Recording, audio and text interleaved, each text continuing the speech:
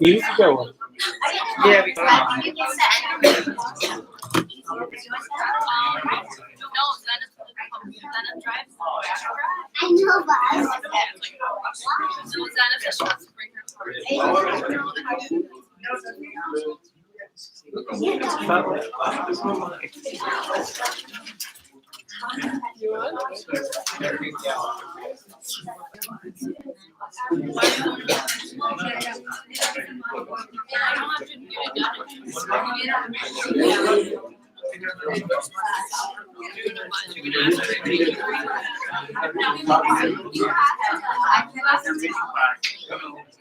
take it out.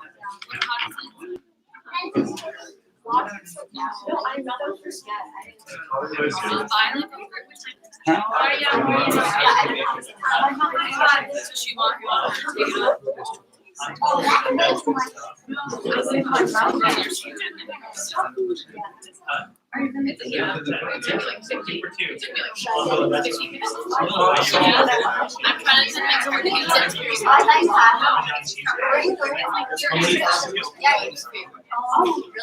out.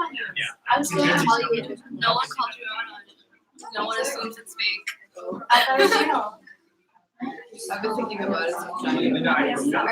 They look nice, right? You want to get yours too? I'll take you with her. My other cousin also wants to. It would take the whole set. I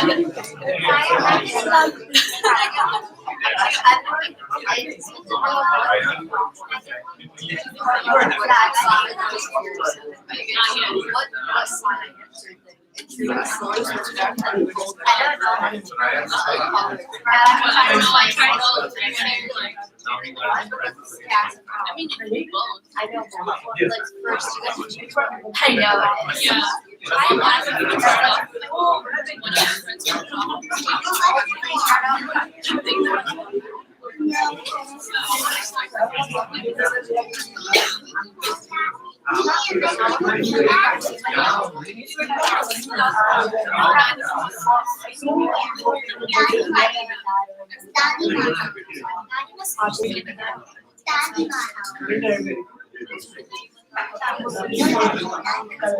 Well, it's very good. That's good.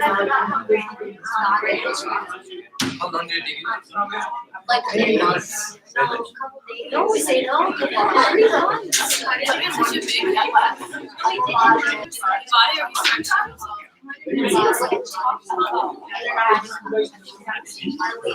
Not because schedule.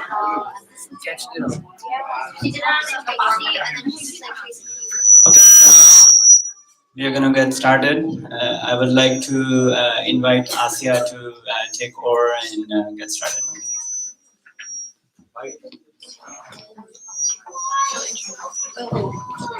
Assalamu alaikum, everyone.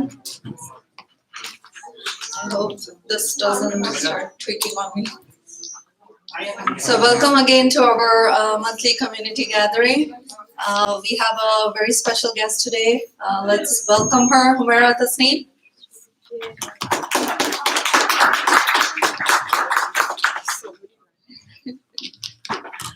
So we are lucky to have Humaira today with us. Humaira is actually visiting us from Oregon.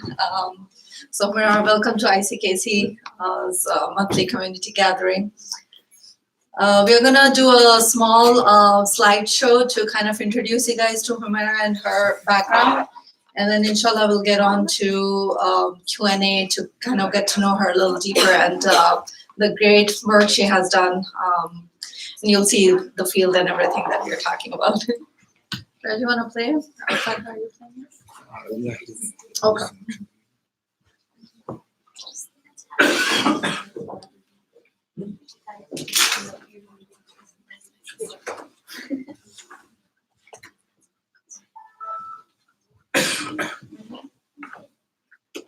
Do we have one more mic for Humaira?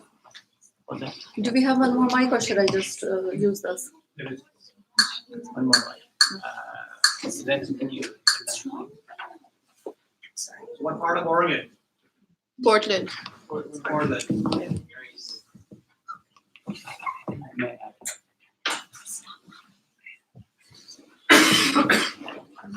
We actually need to do a little slide share. Okay.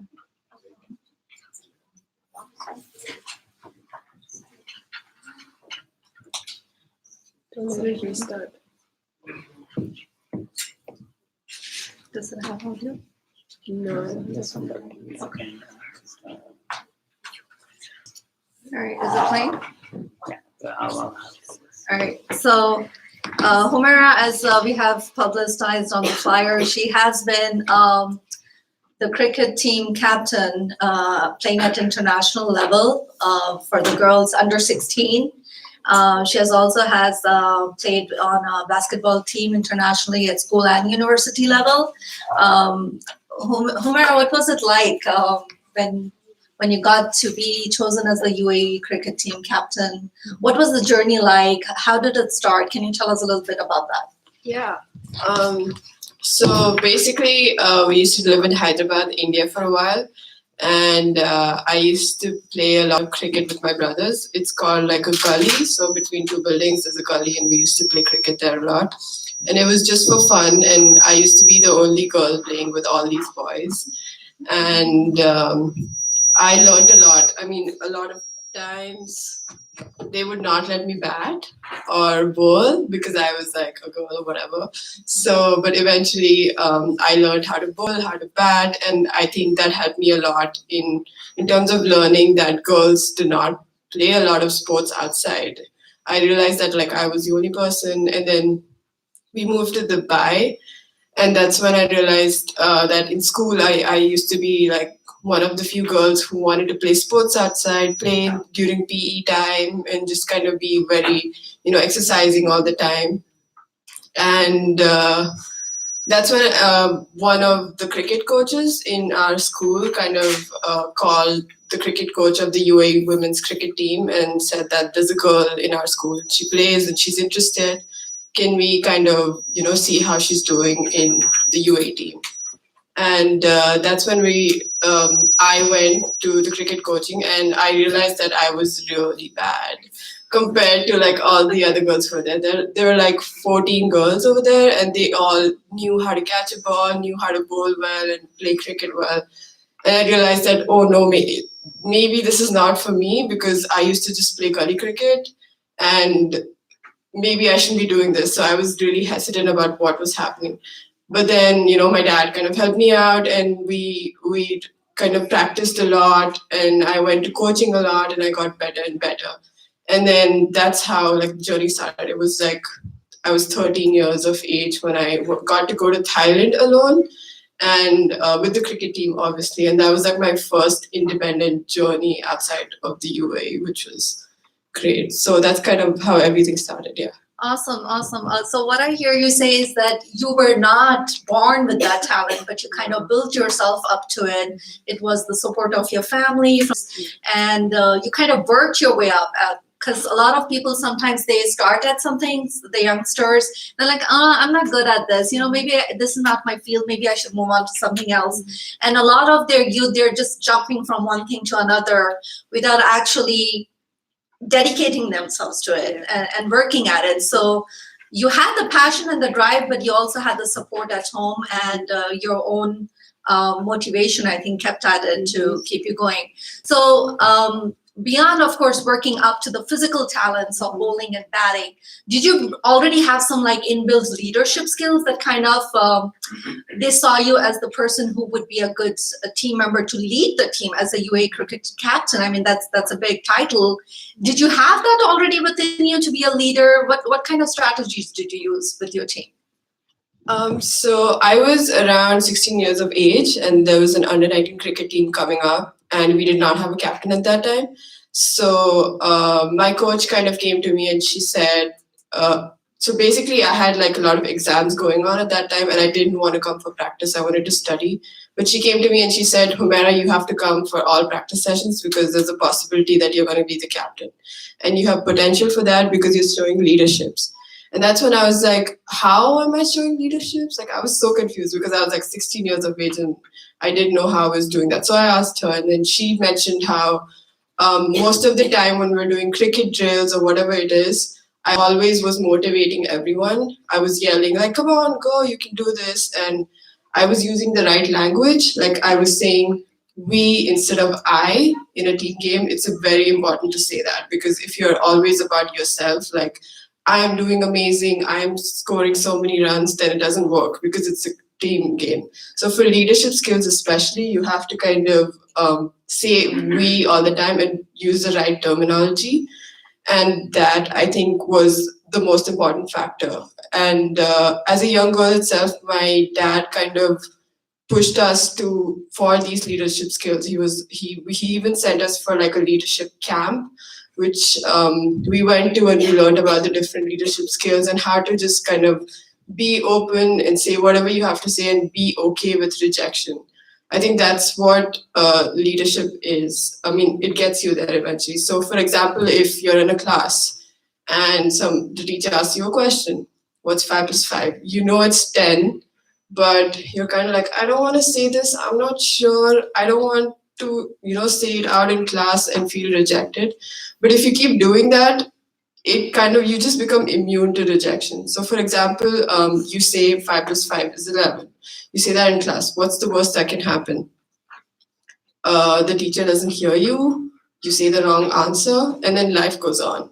So I think it's really important to put yourself out there, and I feel like that's what I did in my 15, 16 years of age, where I just kind of threw questions, threw answers, and I learned how to get immune with rejection, and it kind of helped me build up from there. Yeah. Awesome. So yes, confidence, of course, in anything and everything that we do, and I bet half the adults in here, we don't know what we're doing as well, but it's just how we portray it at work and in our careers and professions that we have half an idea of where we want to head to, or we have some vision of what we want to do, and things just kind of fold themselves out. Would you guys agree? A lot of adults here who are in leadership positions, I see a lot of nods from the audience. So yes, I guess that is somewhat motivating to see that. So Humaira, you are not just a sportswoman, but very much into education. Like you're pursuing your master's right now. How did you balance this? I mean, to be, I think a lot of sportswomen do a lot of workout and, all team building and everything. So we kind of assume like culturally that if someone's into sports, then it's because academically they're challenged and that's the field they chose to be. So how do you balance this? And do you actually see yourself as more academic or as a sportswoman or both, or how do you define that? So the balance was really hard at first. I was studying and I was playing games and I was kind of just like, this is not working out. What am I doing? Because sometimes I would slack off at work. Sometimes I would slack off on my games. Sometimes I wouldn't go for practice because I have to study. And it was just like, so at first, anything you try that's new, it's going to be hard. So that's what you kind of have to just be stubborn and go with it and be like, okay, it's going to work out. Just give it some time. And I believe that the most important thing is having experience at something. So I don't think anybody, like, according to me, it's my principle that people don't have talents. They just experience and they practice and they get to it. So I wanted to learn how to do art. And I feel like maybe I had like a little bit of skill. Maybe I thought more creatively, but I was never good enough. So I just had to like practice in order to get there. And I believe that talent, you can't like make excuses that I don't have this talent, so I'm not going to do this.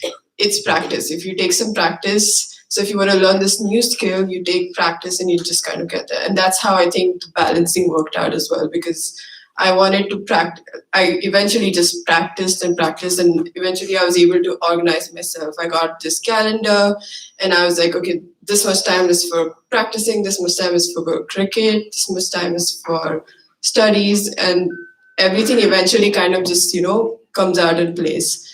So I think the whole point is that you have to experience it for a while in order to get comfortable with it. And once you're comfortable with it, you just kind of keep trying new things. There's a saying called, you always have to be comfortable being uncomfortable. So once you get comfortable at something, it's time for you to like learn a new skill, learn new things, so that you're not getting like too comfortable with whatever you're doing. You're always learning new things. So for example, I was playing cricket and I didn't know how to do the slog sweep, which is you kind of bend down and you sweep. And I didn't know how to do that. So I was kind of like, okay, fine. I was obviously uncomfortable, but I was just like, okay, I'm not gonna like, play this shot at all in matches, and I'm sure I'd lost like so many runs because of that. But then eventually, I was just like, okay, I need to learn how to do this. So I practiced and practiced and practiced, and I got so comfortable doing it that I was really good at it in the matches, and that became like one of my favorite shots. And then I was just like, okay, time to learn something else because now I'm comfortable with this shot. Now I have to work on some other shot that I'm uncomfortable with. And I think that's important to notice that whatever you're trying, so it's whether it's like work or studies or cricket, if you're doing it all together, you really have to get you have to be okay with the process. You have to be comfortable being uncomfortable with what's happening around you. That's a great point. In fact, I recently was reading an article in which they talked about the stages we go through when we encounter a change, whether it's something that we're learning or we actually go through 6 different stages. First, being disbelief and disagreeing with it and trying to push it away until finally acknowledge and accept it, and we learn from that and we move on, and it's a new whole skill set that we acquire.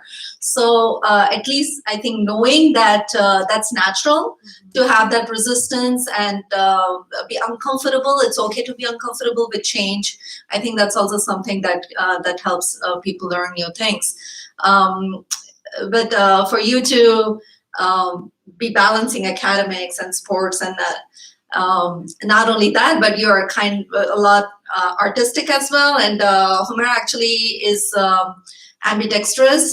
She draws with 2 hands simultaneously at the same time. Was that also a challenge you took upon yourself, or did that come naturally? I think that was just my curiosity. So I'm not ambidextrous, by the way. I'm a right-handed person, but I can draw ambidextrously sometimes. So that kind of came up in college when I saw a professor doing it. And I was like, how are you doing this? I have to learn this. And that's when I got curious, and I was just like, I have to learn this. So he kind of showed me how he was doing it, and he said, you have to practice. There's no other way you know how to do it. And whenever I had free time, how people do doodling when they're talking on the phone or whatever, I would do this. I would just keep it on speaker and do this if I'm talking to someone. So I think curiosity is really important. If you're curious about something, take that up and find a way to practice it wherever you are. If it's arts, if it's sports, if you're outside, just take a ball, basketball, whatever you like to do, and just kind of be curious. And I think that's really important. That's good. So we all know that we use less than 20% of our brains, and if we don't challenge it, we are going to lose it. It's like a muscle also that you need to use it, put it to use, and that's how you grow. So no age is too old, of course. A lot of feedback I get from youngsters is they have no time. And from what I hear from you, you made the time. You made yourself a schedule and you committed yourself to each sphere and everything. So for youngsters out there who have this frequent feedback that, oh, I'm too busy with school, I can't do this, I can't do community service, or I'd love to volunteer, but I don't have the time. I think Humaira is a great example here that you can learn from, that you can if you're committed to the task and you feel motivated enough to do it for yourself. Do you get to sleep, Humaira?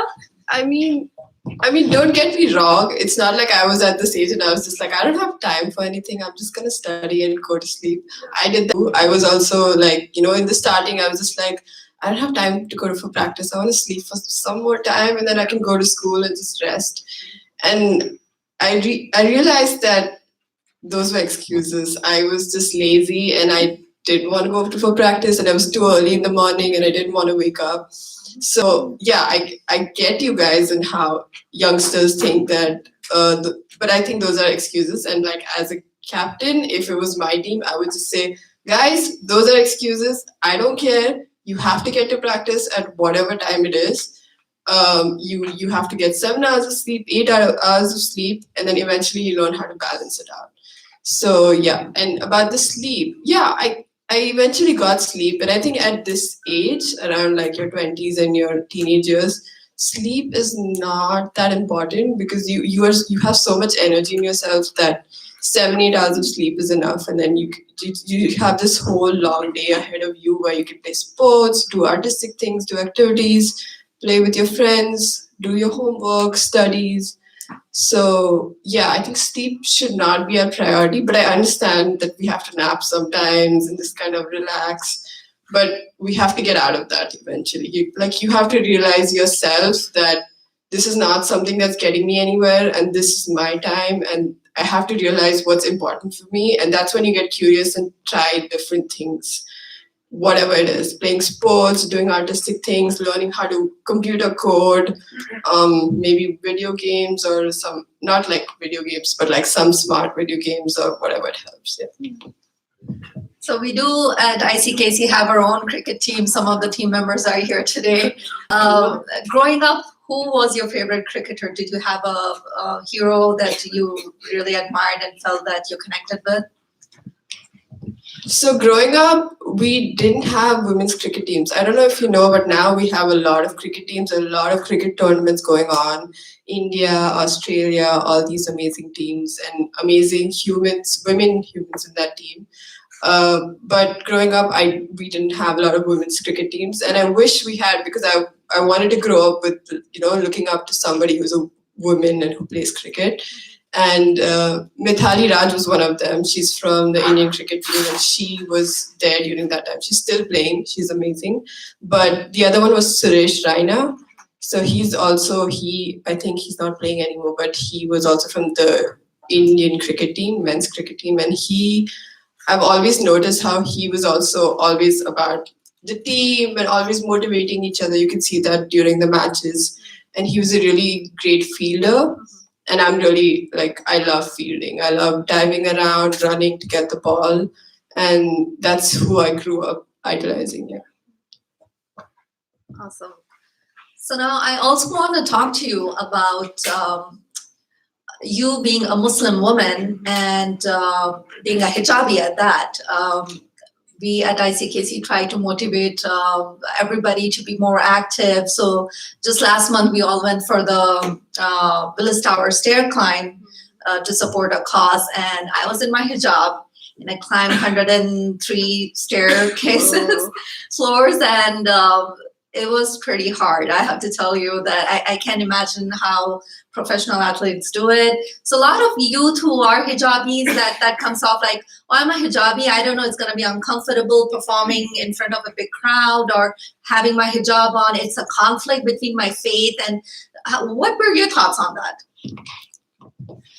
I didn't really, so I started wearing the hijab and I was playing cricket at the same time. And UAE is a Muslim country, so they were very encouraging of Muslim players, and so I didn't really think of it that much. But I was, I think, 15 years old, and I was playing basketball at the same time. So I was studying, playing basketball, playing cricket, going for tuitions or whatever, and I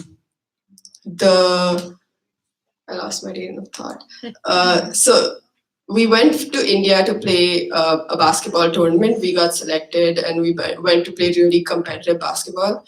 And in one of the matches, before you start playing, you have to kind of go and meet the referees, and they kind of check your nails to make sure that you're not gonna scratch anyone. So the referee saw that I was wearing a hijab and he immediately said, "You have to remove it." Mm-hmm. And I was like 15 and I was just like, what? I can't play in this game anymore. What is going on? So I was really like, that was the first time that somebody told me that you cannot wear your hijab and play. But luckily I had a really great coach who's also a Muslim, and he said, if she can't play, we're not playing. He immediately said that. And so the referee was just like, eventually, like in the next 5 minutes, it all worked out. But I had like started crying and I was just like, what is happening? Because you're like a child and they're just telling you can't play a game which is so important to you, and that's because of your hijab, like something you're wearing. It's not even because you have nails or it's going to hurt somebody. It's just something from the looks of you. So that kind of, I think, that's when I started thinking, like, what if this happens again? How am I going to deal with this? And mashallah, I had really great people around me, and they said that, it's not going to affect me. And because I was playing in the UAE, it never really did. But I would say that it's not a problem to play with your hijab. Like, I was always just wearing my hijab. I used to put like safety pins over here to make sure the hijab doesn't fly on my face when I'm running. And it's a change again. So if you play with the hijab once, you go out and play and you're like, oh, it's hot, or oh, this is like flimsy, oh, are people are judging me and stuff, and you just stop playing, then that's not the deal.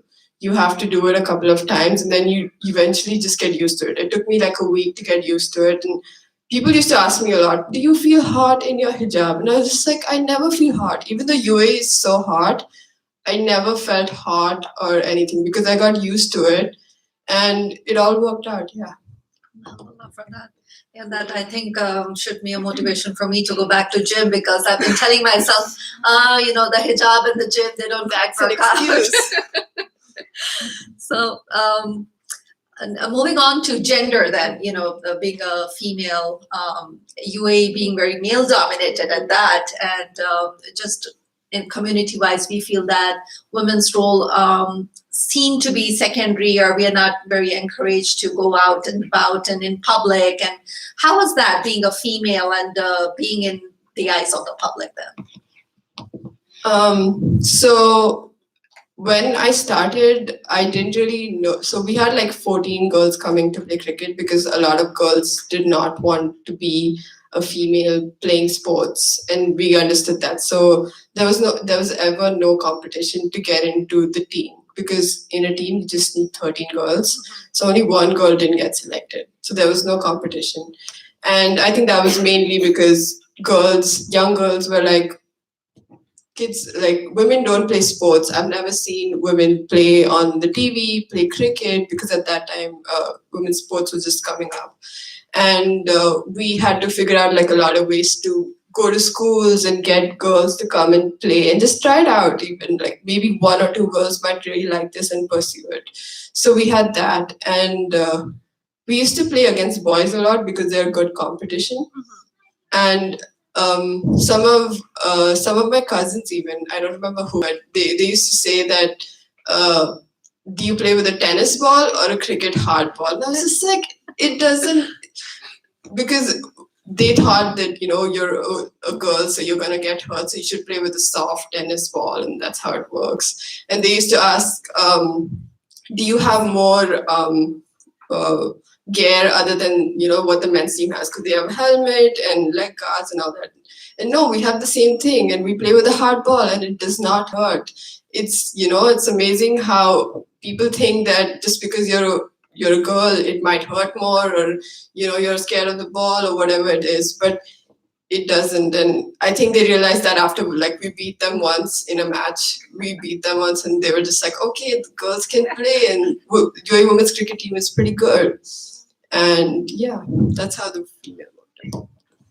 Very good. So I actually have some questions that the youth from our community submitted to ask you. One of the questions coming from them is monetary wise, what is that like? Is it pretty lucrative? And I think it also comes down to your, you do get to be in magazines and do interviews. So what's that like financially? So financially, I'll be honest, it's not that great, especially when we started out. Only because girls cricket or girls sports is just like, they don't need money, and men deserve more money and whatever it is. So financially it was not fine until recently. Like, they're trying to develop it more by getting more girls. But you got to get into so many magazines, newspaper, inspire girls. I feel like that was really important to me. That's what kept me going, actually, because the monetary situation was not working out, but the inspiration and like getting more girls, that was really like, inspiring me myself to kind of pursue this more and more, because I was just like, oh, there are more girls coming up looking at us play, so why not just continue it, even though we're not getting that much money and it's not financially helping us, but let's get more girls and kind of create this community of women's cricketers. So yeah. Certainly, I mean, that definitely is an inspiration to a lot of the youth and especially girls, I would say. Another question that came from the girls is if you plan to play on cricket now that you're in adulthood, what's that like? Are you over with it? You're learning new things, or what does that look like for you? I'm certainly not over with it because I grew up with cricket, and that's it's kind of like in my blood now, and I feel like I have to play cricket all the time. If I see a ball, I'm just throwing it around, like throwing it to my brother, catch it, or playing cricket with a book at home, or just it's kind of in your blood. So when you start playing something so much, you just want to do it all the time, and I think that's what it is for me. Having moved here, it's a little tough because I'm sure you guys don't know how you play. Who knows how to play cricket? So who knows how to play baseball? Yeah. See, there are more people. Yeah. So moving here, I've realized that people don't play cricket a lot, and I'm just thinking, like, especially in Portland, where I am right now doing masters, I'm trying to figure out a way to get girls to play cricket with me, because I only see boys playing cricket, and I'm just like, oh, I have to start from scratch again. But I'm cool with it because I have experience now of how to get this done. So yeah, I want to continue playing cricket. There is a USA women's cricket team, but they're not so good. They lost. Yeah, and I don't think I spoke to one of the team members on Facebook, I think, and they were also saying that the financial situation is not great. They get to kind of go to different countries and play, but the financial situation is not good. So I would have to think about that, and there are a lot of factors to think about when it comes to adulthood and kind of playing sports versus also doing your studies and everything. But I would say that as youngsters, you have like so many years, like maybe till the age of 24, 25 to do all these things. So you should take up like full advantage of it. Like try everything that you can and just go crazy, I would say. Yeah, I have heard stories of how Humaira goes like to an ice cream shop and she'll hold a cup for them and they'll have a scoop of ice cream bowl. That's true, right? Yeah. Okay, it's true.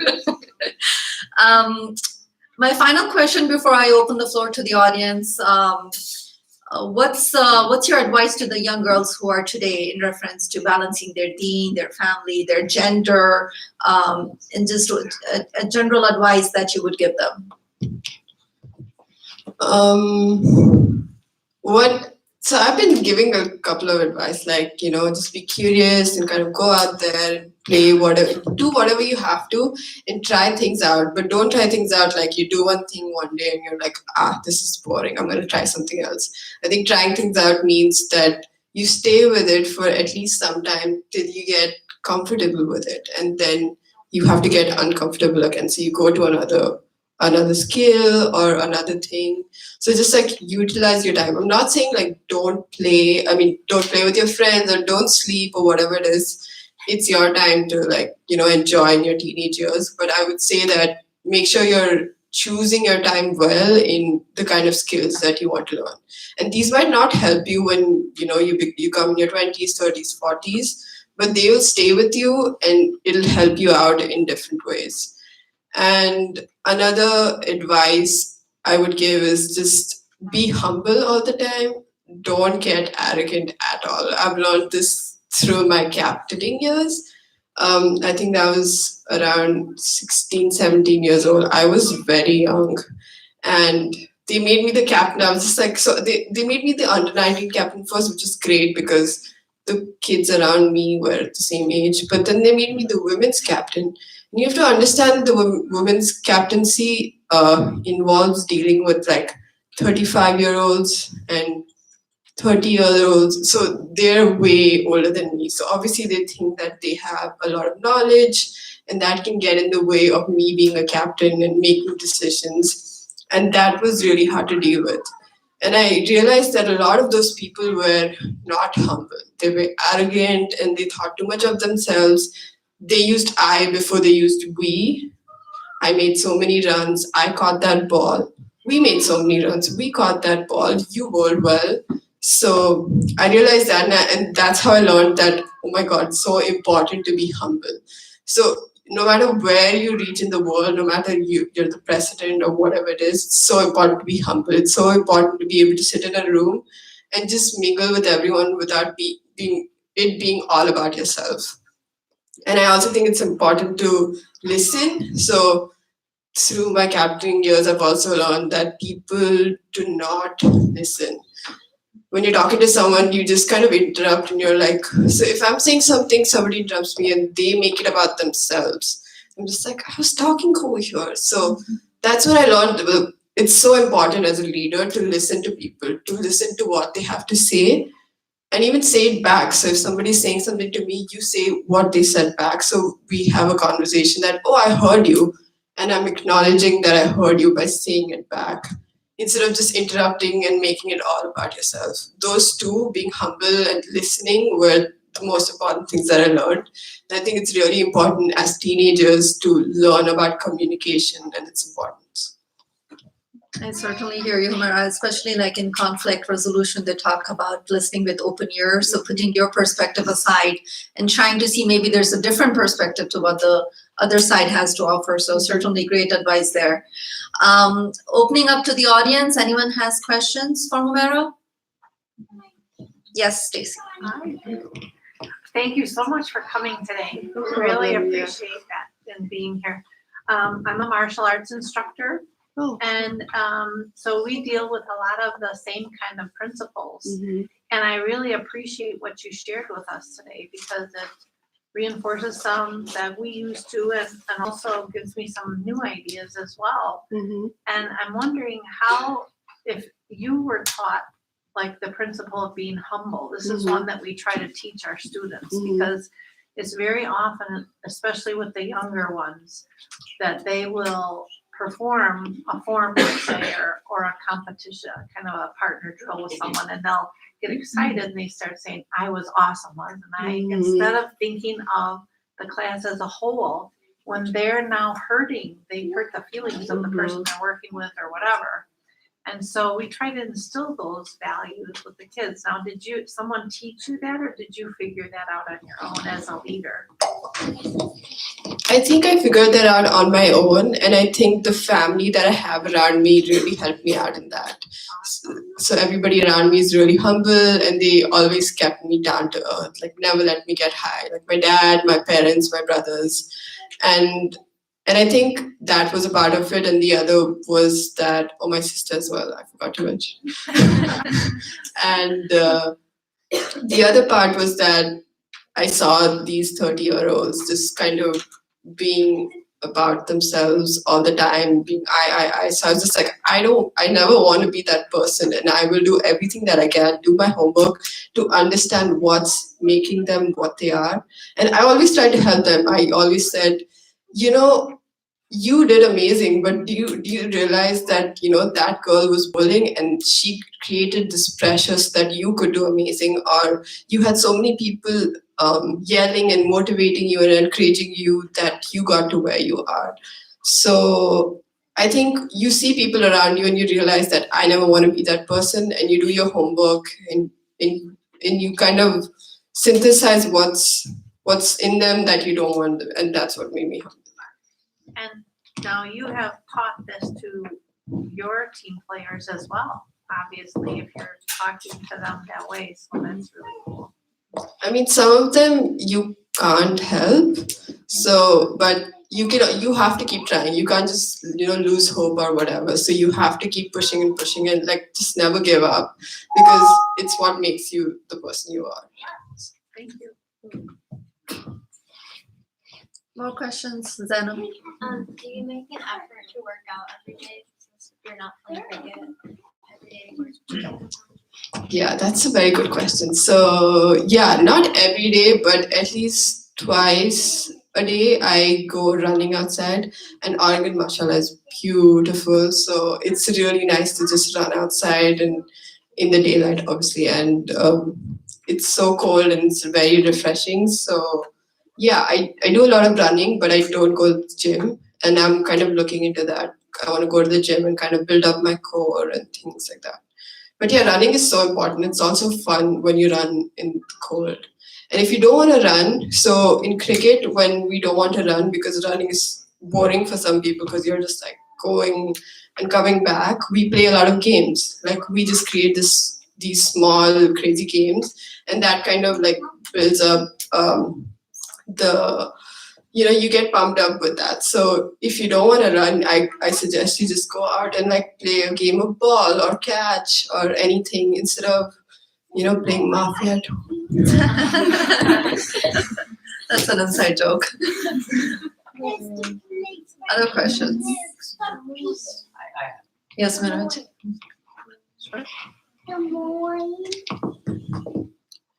Okay, I have two questions actually. So ICKC does have a very nice cricket team.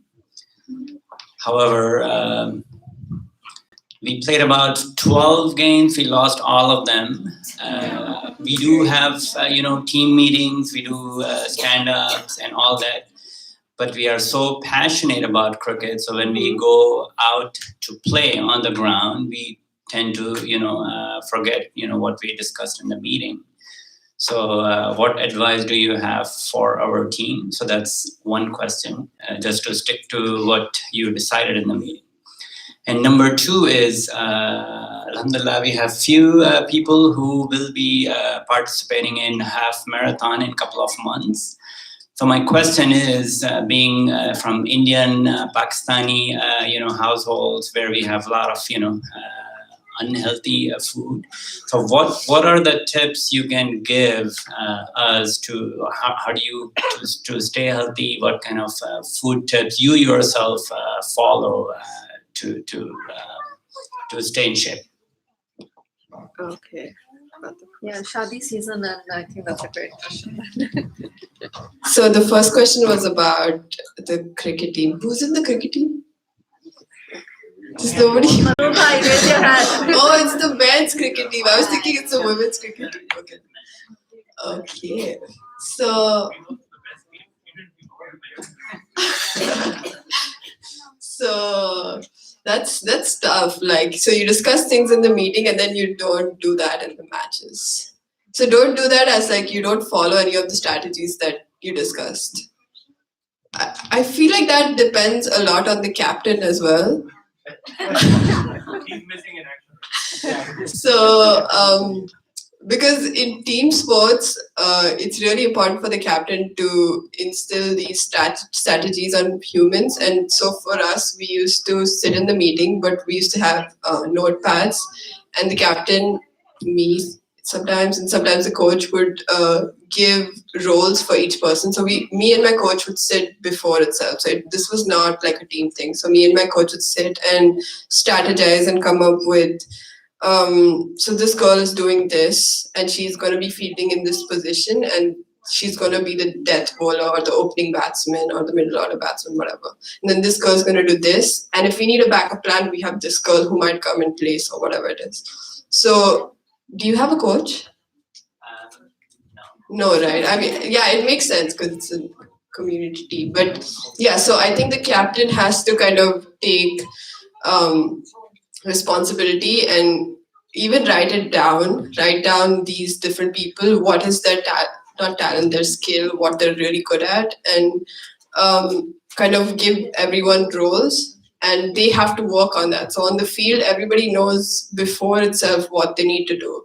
So on the field, the captain doesn't have to do a lot of things. That's one thing that we always made sure, because there were times when I was playing in the school team and I was the captain, there was no coach. And we would just be like, we're going to do this. We have a strategy. Let's go. You bat, you bowl, this, that. We would just say it by words. But then when you go on the field, people would forget or it would be crazy. So I think even like having a whiteboard and writing everything down so that you can come back after the match and you can look and be like, Humaira, did you bowl in the death over and did you bowl well enough? What was your strategy and what were your goals and what were your stats, and do we have to change this? Do we have to? So that's when the team comes in and you all discuss it. And then the next match, the captain does their homework and they come up with another plan and then we discuss this again. Is that helpful? Okay. And should there be consequences for players who have not abided by the plan? Yeah, we used to have doing push-ups, like extra push-ups during practices, or running another round, or just like telling them there that you really have to work harder. The consequence was mostly that that person had to play at a different position if they did that too many times. So you have to give them a chance, like at least 1 or 2 tries, and then if it's not working out, then you just kind of switch over. Yeah. And then the second question The was food, the Hyderabadi. the food. That's a tough one. Yeah, being from Asian families, we eat a lot, and we eat a lot of oily and fatty food. So for me, it was. I'm only 24, by the way, so I'm not giving you advice. Like I think all the parents have way more advice than I have, and I'm not perfect in any way. But I think we were. When I was in school and doing so many things, I didn't have time to care about my diet. So I would just try to eat a lot because it's important to, because you're doing so many things, it's important to kind of eat. So if you're a bad eater, that's problematic. Like change that about yourself. And after school, so like recently, I haven't been like playing cricket, but in that stage where I was in college and playing cricket, I was just trying to eat a little healthy here and there and get like a lot of proteins and chicken and things like that. But in the shadi, like this stage, it's tough to say. I would just say like eat till you don't feel bloated up. So eat, and then if you're not gonna work out and you're not gonna work out, then I would say just eat healthy, like eat a little bit. Have like a lot of green foods and chicken and those kind of proteins, and go away from fast food. Obviously, try not to have too much Coke. I used to have too much Coke, but I'm like getting away from that. And even fast food, like don't have too much of it. If you're gonna have fast food, if you're gonna eat a lot, then you have to go to the gym or exercise in some way. Do a bit of running. So if you're not gonna do that, then yeah, that's my thing. So who's participating in the marathon coming up? One. Brother Salman, your hand needs to go up. Okay, Khalid Bhai. I don't know about it. Okay, you need to talk to him. You should ask him what marathon. Oh, you know. Oh, there's a marathon coming up. You know when. Yeah, Sister Stacey, you can talk to Miraj if you want to sign up. More questions? Yes, Brother Shah. How much input did you have in the selection of your team and the future of these players for games? So I had, as a captain, I obviously had a lot of input, and that came with my vice captain and my coach. So before, one day before the match, me, the coach, and the vice captain would have a team meeting where we would discuss like, this person has been bowling well, this person had an injury, so let's not like make them play, or we should try this person out. And that's one meeting. And then we had another meeting like half an hour later, which was with the whole team, where we would discuss the strategies that we discussed in the previous meeting. So there was a whole process for this. And so I would say I had a lot of input with the coach and the vice captain. But if you involve everyone, which we also try to do, because sometimes you would have players who are just like, I don't like this strategy. And then, so we would test it out. We would be like, okay, let's sit down over here, and everybody, all 11 players who have very different minds, very different opinions, give your opinions, and let's like form a strategy. And that never worked out. So I think people understood that, because when you have a lot of people in the room making one strategy, everybody's just like yelling at each other, saying things, and then arguing, and no, this is right, this is wrong. So it's important to have like a pyramid kind of team where there is a person who's kind of taking care of the whole situation, which was the coach, and then me, and the vice captain, and the whole team. So yeah. One follow-up to that. So there is no money involved in this. It is not a professional team. Do you fire people who just don't comply? Do you fire people as in just tell them to not complain? The sports, your team members, Mm-hmm. if they are not working up to the standard, what is your motivator to keep them in the team or out of the team? You let them go saying you'll get somebody else instead. How does that work? I mean, if you have enough players, so there were some times when we didn't have enough players and we couldn't do that. We couldn't be like, oh, you can't play because you're not complying, because we would just have 10 players on the field instead of 11. So if you have enough players, I would suggest that, because the team's positiveness and the environment is so important. So if you have one person who's not complying and everybody kind of blaming that person, then that person has to be removed. But not for a while, obviously. Maybe they're, playing 12th man or whatever, and they come back and realize that the team is different without them. They just have to learn that.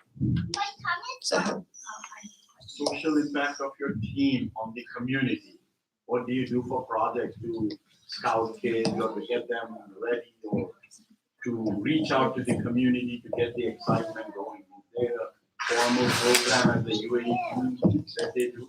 yeah, they have a UAE talent hunt, and they kind of go to different schools across the UAE, and they take two or three girls to each school. So like I and maybe the vice captain and another girl go to one school, and we just kind of try to inspire them. And we say that, oh, we went for this tournament, it was amazing, and cricket is not hard, you just have to come and try it. And we would show them how easy it is by playing it ourselves. And like, our physical appearance over there was really important for them to see that female cricketers actually exist. Like, it's just not on TV. Like, there's one right here, and you can be them. Like, you can be even better than them. So we did that, and we had a lot of like promotional events on like social media.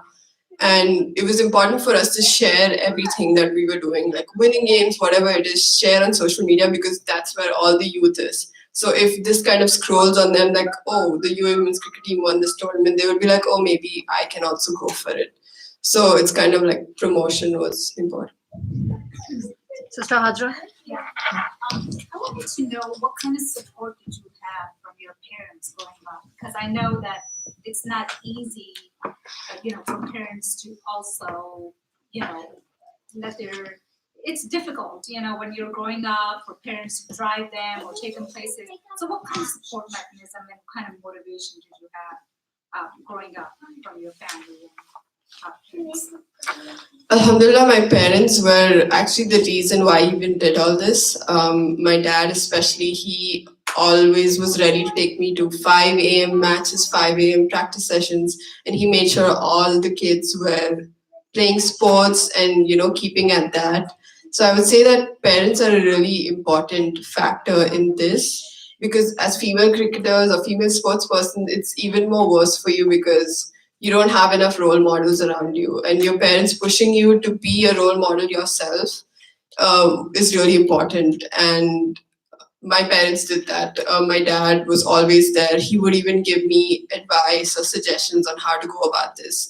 There were times when I was dealing with like really old people, and I was too young, and I was naive sometimes, and I would ask my mom questions like, how do I deal with this old lady's being really rude to me, and I'm the captain, and I have to kind of be firm about myself. And she would give me like ways to be diplomatic in order to not hurt that person, but also be right.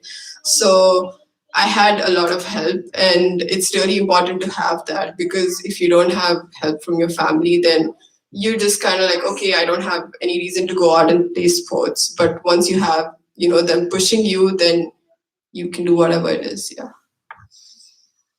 Yeah, I think Hajra also that when Humaira talked about leaving the country and going other countries when she was 15. Yeah. I don't know of many families who would do that. I mean, we come with our own baggage, and so certainly I think you're blessed to have a family who supported you throughout the journey and motivated you to keep going, because you are now a role model for a lot of other girls out there. And hopefully we bring the changes in our families needed to support our girls similarly, inshallah. So what else? Young girls. Mariam.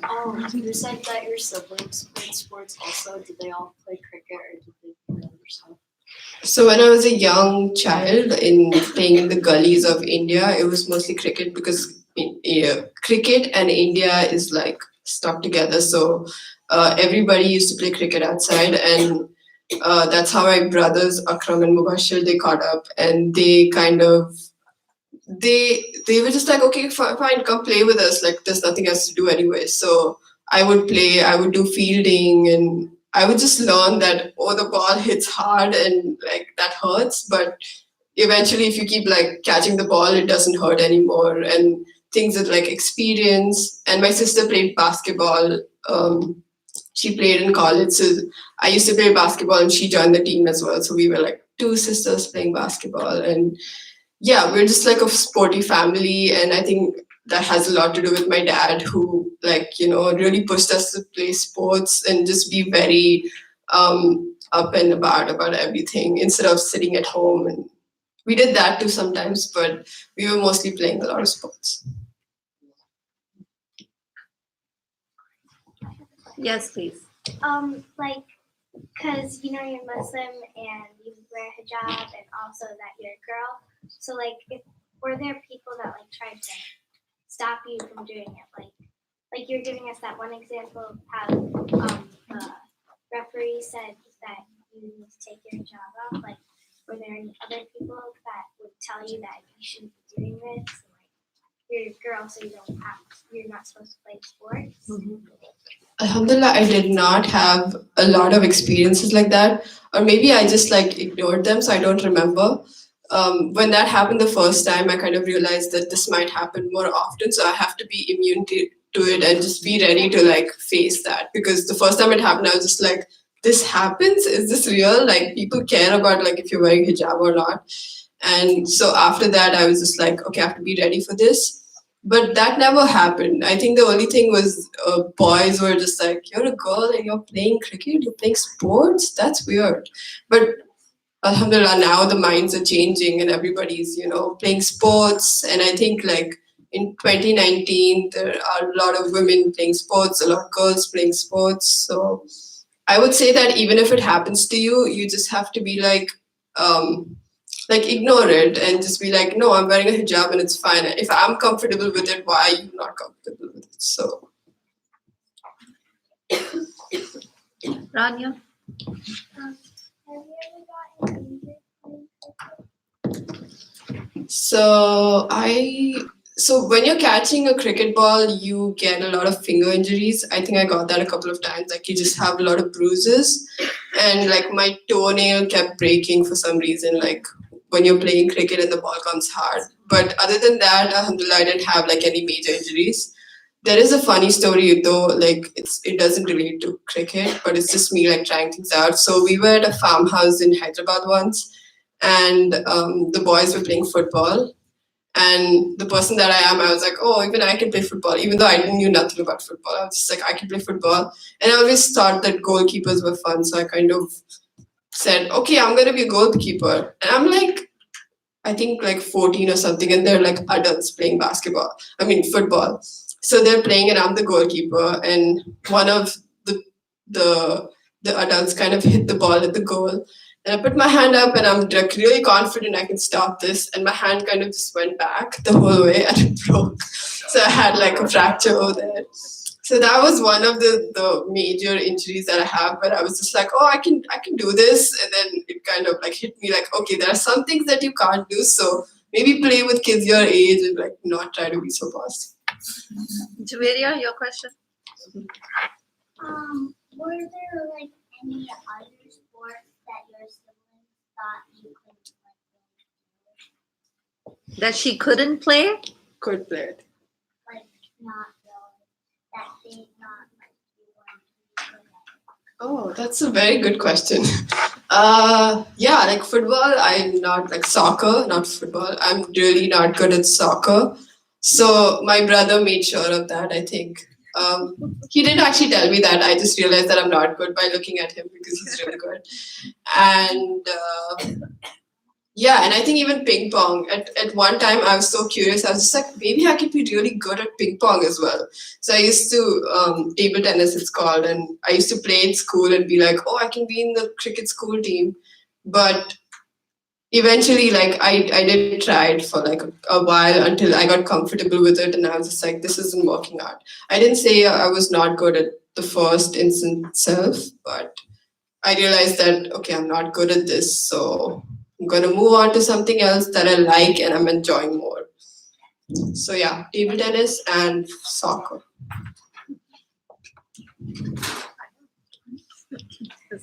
So you have some really extraordinary leadership skills. You develop some really awesome, I don't want to say the skills, basically, internal skills about who you are and where you're going and what it's all about. This is very cool. So you have a lot to share with people.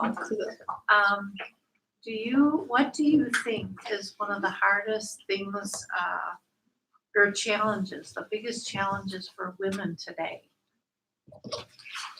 I think the biggest challenges for us is when people are just kind of putting you down in some ways. So when you read news channels and people are saying that women can't be CEOs or women can't get paid the same as men. In our generation, it's kind of mostly about social media and looking at that. So especially me, when I see things like that, I'm just like, this is still happening. Like, we're also smart. Like we do a lot of things. We know how to do a lot of things. And looking at that really like angers me a lot. And, when people say that women are supposed to be in the kitchen all the time, that's annoying too. And just the stereotypes of women are really annoying to me. And those are one of the challenges for me as well, because I want to change that. And I don't know yet how to change that, how to, My next question. yeah. Do you have any ideas on what we can do to help people feel more comfortable with the abilities that women can have and contribute to society? I mean, I think it's important to just like spot it when it happens. So if you're with somebody and they're talking about it, just kind of going out there and saying that, oh no, this is not right, and not letting, like, it's going to be very uncomfortable for you to stop that person from talking and say that, oh, what you're saying is not right. Like, this is not how it works. Most people don't do that. I've seen that happen a lot of times. And even I used to not do that, but I try my best to stop that now, because if I see someone saying that, I'm just like, no. So it's important to first start with your own community, the people around you, and just kind of keep building up on that. So even like if I go for talks like these, I make sure I make it a point that women are important and they have to, get paid the same as the men, or they can be CEOs, they can be presidents or whatever it is. Yeah. Thank you. Final question, Zana. Do you think you're ever going to write a book? No. I'm just 24 years old, guys. And like all that I'm saying, like I'm not perfect. And I know for sure that all the adults over here have they can give me advice for like a full day and I'll take it, because you have so much experience. And from what I've learned till now is that experience is so important, because you learn so much from that. You do one thing and you're not so good at it. And then you do one thing a couple of times and you realize that there's so many factors involved in this one thing. So yeah, I mean, I don't know if I could write a book. If you have a title, let me know. All right, that's it, guys. That's all the time we have today. But Humaira is here with us for the rest of the afternoon. So please do mingle and interact and ask any other questions that you may have. Thank you, everyone, for joining in for our session today. And let's give Humaira a round of applause. A little gift from our community for you, please. Thanks so much for coming. Me, Do you have a question? me and my cousins, mom and my mom went to Thank Oh, you. there is Jazakallah. I love it. Okay, we're done. Jazakallah, that was really Thank you for making time. I didn't know you guys had a team. What's that? I didn't know you guys We